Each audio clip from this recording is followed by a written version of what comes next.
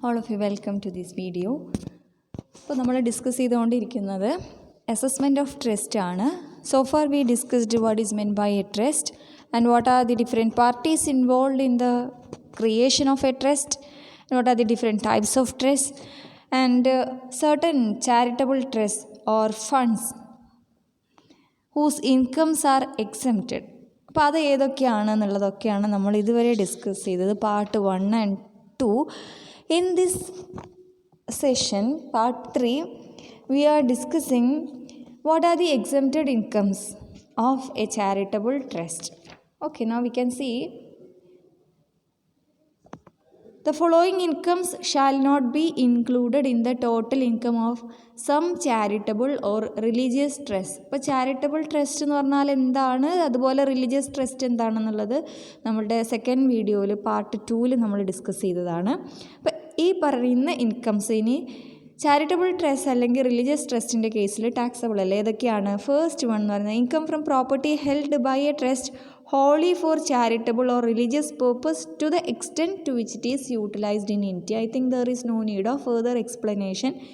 If a charitable trust is using the property for the purpose of charity or religious purpose and the amount which is spent in India, the extent to which it is utilized in India is exempted. Second thing is income from property held by a trust partly for charitable or religious purpose to the extent to which it is used for the said purpose in India during the previous year. Third, income from property held to promote international welfare in which India is interested to the extent to such income is used for the purposes outside India. If a trust is utilizing the amount for international welfare and India is interested in that, and the amount spent by the trust outside the country is exempted. Okay, fourth one, that is the important one that will be useful for the calculation. Fourth one endana, income of a trust from voluntary contribution which shall form part of the corpus of the trust. അപ്പോൾ അത് കാൽക്കുലേഷൻ്റെ സമയത്ത് ആവശ്യം വരാറുള്ളതാണ്. അപ്പോൾ അത് നിങ്ങളെന്തായാലും ഓർത്തിരിക്കുക. Okay, income of a trust from voluntary contributions which shall form part of the corpus of the trust. അപ്പോൾ corpus എന്താണ്? That is the property of the trust that we discussed in our first video, right? Okay, fifth one that is also required for calculation, capital gains. Capital gain എന്ന് പറഞ്ഞാൽ എന്താണെന്നുള്ളത് അറിയാലോ. അപ്പോൾ capital gain charitable ട്രസ്റ്റിൻ്റെ കേസിൽ exempted ആണ്. അപ്പോൾ അതിൻ്റെ അവിടെ ഡീറ്റെയിൽസ് കൊടുത്തിട്ടുണ്ട്, അത് നമുക്ക് ആദ്യം നോക്കണം. If there is a capital gain from the transfer of a capital asset held wholly for charitable or religious purpose and the whole amount of net sale consideration is utilised for acquiring a new capital asset for the same purpose, the amount of capital gain will be fully exempted. Means if only a part of the net sale consideration is utilized for acquiring the new capital asset, the excess of cost of new asset over the cost of the old asset will be exempted. അപ്പോൾ അത് മനസ്സിലാക്കാൻ ബുദ്ധിമുട്ടാണ് എങ്കിൽ there is an example illustratory figure which is given there. For example, capital asset എന്ന് പറയുന്നത് 40,000 റുപ്പീസിൻ്റെ capital അസെറ്റാണ്. That was transferred for 65,000. 40,000ൻ്റെ ക്യാപിറ്റൽ അസെറ്റ് 65,000-ന് സെൽ ചെയ്തിട്ടുണ്ടെങ്കിൽ 25,000 എന്താണ്? ക്യാപിറ്റൽ ഗെയിൻ ആണ്. അപ്പോൾ entire capital gain will be exempted. എങ്ങനെയാണെങ്കിൽ if the new capital asset is acquired for ₹65,000 or more, അതായത് പുതിയ വാങ്ങിയ ക്യാപിറ്റൽ അസെറ്റിൻ്റെ കോസ്റ്റ് നമ്മളുടെ സെയിൽ കൺസിഡറേഷനേക്കാൾ കൂടുതലാണെങ്കിൽ, അല്ലെങ്കിൽ entire net sale consideration is utilised for acquiring the new capital asset, അങ്ങനെയാണെങ്കിൽ ഫുൾ ക്യാപിറ്റൽ ഗെയിൻ. ഇവിടെ ആകെയുള്ള സെയിൽ കൺസിഡറേഷൻ 65,000 ആണ്. ആ full sales consideration that is used four acquiring A new capital asset എന്ന് വെച്ചാൽ 65,000ൻ്റെ പുതിയ അസെറ്റ് വാങ്ങിയിട്ടുണ്ടെങ്കിൽ ഈ ഒരു ട്രാൻസാക്ഷനിൽ വന്ന 25,000 capital gain is fully exempted. ഇനി if the new capital asset is acquired at a cost of 50,000 rupees, 50,000 റുപ്പീസിനാണ് പുതിയ ക്യാപിറ്റൽ അസറ്റ് വാങ്ങുന്നത് എങ്കിൽ capital gain will be exempted to the extent of ₹10,000 only. Means ഇവിടെ നമ്മളുടെ കോസ്റ്റ് ഓഫ് ദി അസറ്റ് എന്ന് പറയുന്നത് 40,000 ആണ്. നമ്മൾ സെല്ല് ചെയ്യുന്ന അസറ്റിൻ്റെ കോസ്റ്റ്. സെല്ല് ചെയ്യുന്നത് 65,000-നാണ്. 25,000 ക്യാപിറ്റൽ ഗെയിൻ ആണ്. എന്നിട്ട് നമ്മൾ ആ സെയിൽ കൺസിഡറേഷൻ അതിലെ 50,000 റുപ്പീസ് യൂസ് ചെയ്തിട്ടാണ് പുതിയ അസറ്റ് വാങ്ങുന്നത് എങ്കിൽ എത്രയാണ് പുതിയ അസറ്റ് വാങ്ങുമ്പോൾ നമ്മൾ യൂസ് ചെയ്ത ക്യാപിറ്റൽ ഗെയിന്? 40,000 ഉള്ള അസറ്റ് 65-ന് സെല്ല് ചെയ്യുന്നു. അത് 50,000 റുപ്പീസിന് പുതിയ അസറ്റ് വാങ്ങുന്നു എന്ന് പറഞ്ഞാൽ ആ അഡീഷണൽ 10,000 റുപ്പീസ് ക്യാപിറ്റൽ ഗെയിന് 10,000 is exempted, remaining is taxable. എന്ന് വെച്ചാൽ the capital gain is exempted to the extent of the cost of the new asset. Okay, അപ്പോൾ അത് ക്ലിയർ ആയല്ലോ. ഇനി രണ്ടാമത്തെ കൊടുത്തത്, അപ്പോൾ capital gain is actually fully exempted if you utilize the full sales consideration for purchasing a new capital asset. അതെന്തിന് use ചെയ്യുന്നതാവണം? ഈ പർപ്പസിന് തന്നെ യൂസ് ചെയ്യുന്നതാവണം. അതായത് ചാരിറ്റബിൾ അല്ലെങ്കിൽ റിലീജിയസ് പർപ്പസിന് തന്നെ യൂസ് ചെയ്യാൻ വേണ്ടിയിട്ടാണ് പുതിയ ക്യാപിറ്റൽ അസറ്റ് വാങ്ങിയത് എങ്കിൽ, ഫുൾ സെയിൽസ് കൺസിഡറേഷനും യൂസ് ചെയ്തിട്ട് വാങ്ങിയിട്ടുണ്ടെങ്കിൽ ക്യാപിറ്റൽ ഗെയിന് എക്സംപ്റ്റഡ് ആണ്. ഇനി പുതിയ വാങ്ങുന്ന അസറ്റിൻ്റെ കോസ്റ്റ് നമ്മളുടെ സെയിൽസ് കൺസിഡറേഷനേക്കാൾ കുറവാണെങ്കിൽ എത്രയാണ് കോസ്റ്റ് ഓഫ് ന്യൂ അസറ്റ് അത്രയും എക്സംപ്റ്റഡ് ആണ്. പ്രൊവൈഡഡ് എന്ത് ചെയ്യണം? That asset should be used for charitable or religious purpose. അപ്പോൾ അതിനെ രണ്ടിനെയും കൂടെ കൺക്ലൂഡ് ചെയ്തിട്ട് നമുക്ക് എങ്ങനെ പറയാം? എങ്ങനെ നോക്കിയിട്ടുണ്ടെങ്കിലും the capital gain is exempted to the extent of the cost of new asset. Okay, ഇനി രണ്ടാമത്തെ കൊടുത്ത എന്താണ്? Capital asset part for charitable purpose ആണ് എങ്കിൽ എങ്ങനെയാണ് ക്യാപിറ്റൽ ഗെയിൻ്റെ എക്സംഷൻ കാൽക്കുലേറ്റ് ചെയ്യുക എന്നുള്ളതാണ്. If there is a capital gain from the transfer of a capital asset held in part only for charitable or religious purposes and the whole amount of net sale consideration is utilized for acquiring the new capital asset for the same purpose, then that portion of the capital gain will be exempted from tax in which the proportion of the old asset was being used for charitable or religious purpose. അപ്പോൾ അതും നിങ്ങൾക്ക് അവിടെ ആ sentence വായിക്കുന്നതിനേക്കാളും ഒന്നും കൂടെ എളുപ്പമായിട്ടുണ്ടാകുക. അവിടെ ഒരു example കൊടുത്തിട്ടുണ്ട്. ഫോർ എക്സാമ്പിൾ എന്ന് പറഞ്ഞിട്ട്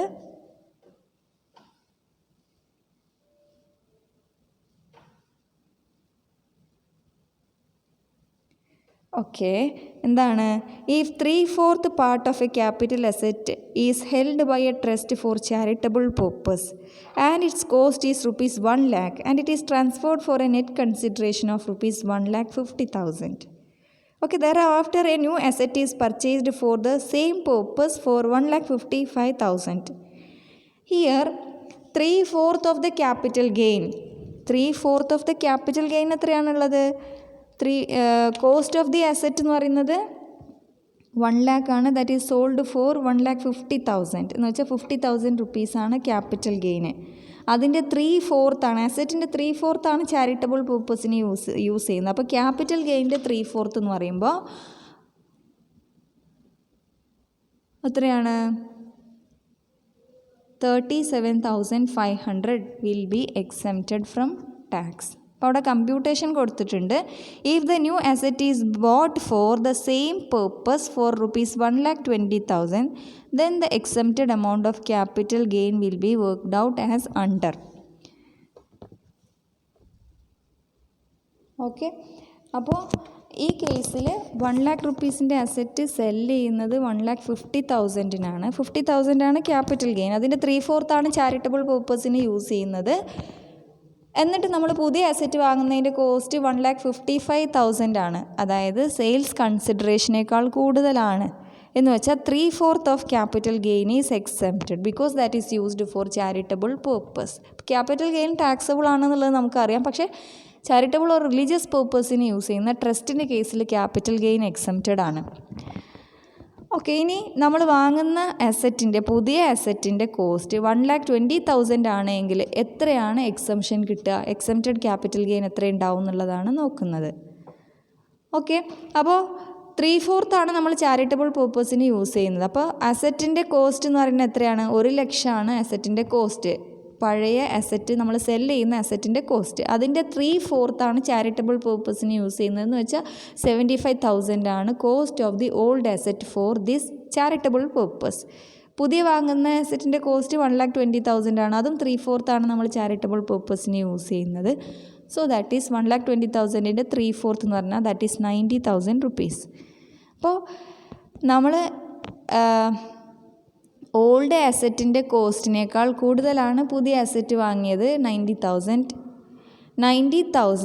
മൈനസ് 75,000 15,000 ആണെന്ത് exempted capital gain in the case if the cost of the new asset is rupees 1,20,000 instead of 1,50,000. നമ്മൾ സെല്ല് ചെയ്യുന്നത് 1,55,000-നാണ്.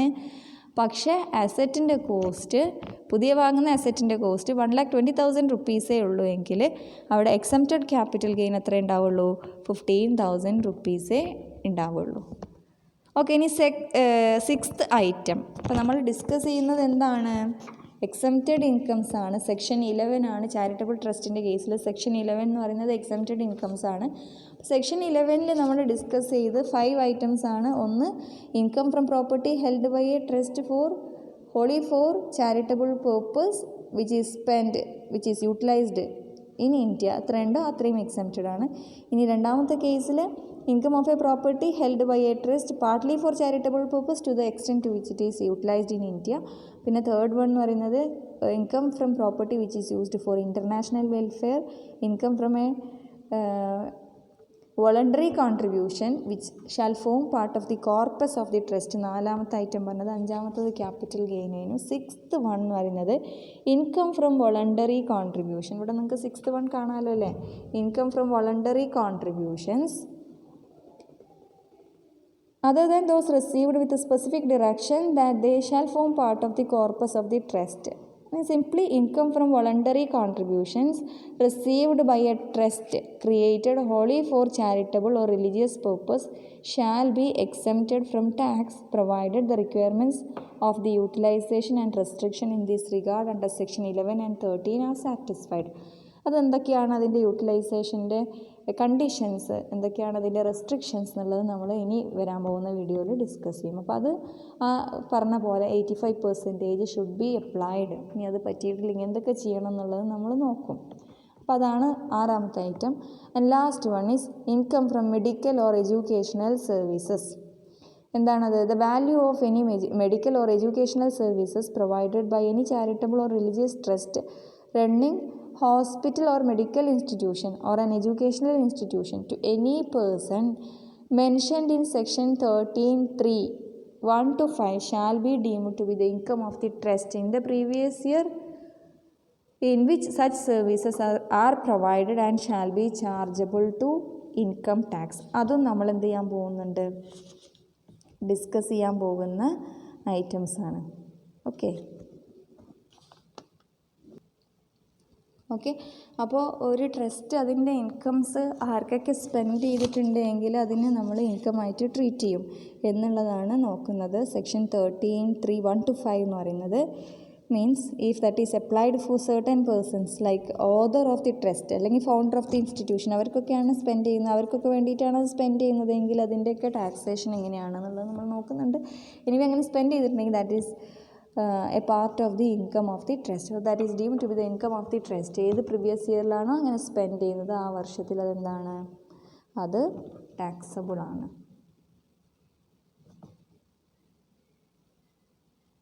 ഓക്കെ, അതാണ് 7th വൺ നമ്മൾ ഡിസ്കസ് ചെയ്തത്. ഇനി ലാസ്റ്റ് 8th വൺ എന്ന് പറയുന്നത് എന്താണ്? If in any accounting year the trust utilizes less than 85% of its income for charitable purpose because the whole or any part of the income has not been actually realized during that year for any other reason, then the extent to which of the shortfall, if this amount is utilized for charitable purpose in the year of actual receipt or immediately following year, it will be deemed at the option of the assessee that the income derived has been used for the charitable purpose and it is eligible for exemption. എന്ന് വെച്ചാൽ നമ്മൾ ഒരു ട്രസ്റ്റിൻ്റെ income എന്ന് പറയുന്നത് 85% എന്ത് ചെയ്യണം? അവർ ആ വർഷം ആ ചാരിറ്റബിൾ പേർപ്പസിന് അപ്ലൈ ചെയ്യണം. 85% അവർ അപ്ലൈ ചെയ്തിട്ടില്ല. 85% അപ്ലൈ ചെയ്യണമെന്നുണ്ടെങ്കിൽ ഫുള്ള് ഈ പറഞ്ഞ വോളണ്ടറി കോൺട്രിബ്യൂഷൻസ്, ഡൊണേഷൻസ് ഇതൊക്കെ റിസീവ് ചെയ്താൽ മാത്രമേ എന്ത് ചെയ്യാൻ പറ്റുള്ളൂ, അത് അപ്ലൈ ചെയ്യാൻ പറ്റുള്ളൂ. അങ്ങനെ അത് അപ്ലൈ ചെയ്തിട്ടില്ല ബിക്കോസ് ഓഫ് എന്താണ്, റെസീറ്റ് കിട്ടിയിട്ടില്ല എന്നുള്ളതുകൊണ്ട്, ആക്ച്വൽ റെസീറ്റ് കിട്ടിയിട്ടില്ല എന്നുള്ളതുകൊണ്ടാണെങ്കിൽ that they can utilise and they are eligible for exemption. ഏത് വർഷമാണോ റിസീവ് ചെയ്യുന്നത് ആ വർഷത്തിൽ അവർ യൂസ് ചെയ്താൽ മതി. അപ്പോൾ അതിൻ്റെ details that we will discuss in detail. Okay, അപ്പോൾ ഇത്രയും ക്ലിയർ ആയല്ലോ. ഇതാണ് exempted incomes of A charitable trust. Section 11 ആണ് ഇപ്പോൾ നമ്മൾ ഡിസ്കസ് ചെയ്തത്.